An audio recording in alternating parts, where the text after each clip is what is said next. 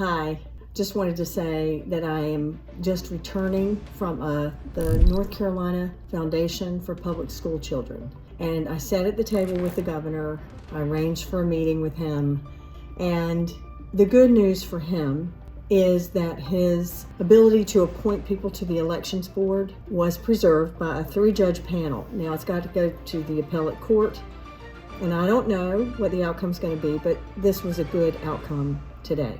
Also, there's still a big battle going on between the guy who actually lost in several recounts the judge's seat on the North Carolina Supreme Court to Allison Riggs. She is the winner, though it has not been declared certified winner, because he is wanting to throw out 60,000 votes.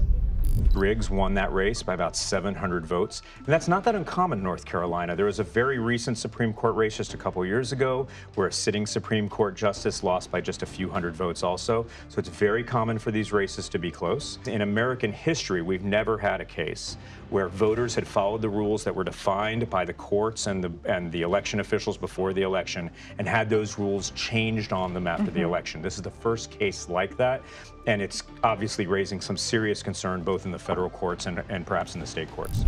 So those votes have to be cured. So if people are going to cure their vote, they need to check with the elections board and see if they're on the list of votes to be cured, because I know the Democratic Party in North Carolina is working very diligently on having those votes cured, because if they are, meaning, are you who you say you are? Where were you? That kind of thing. And a lot of these votes are military.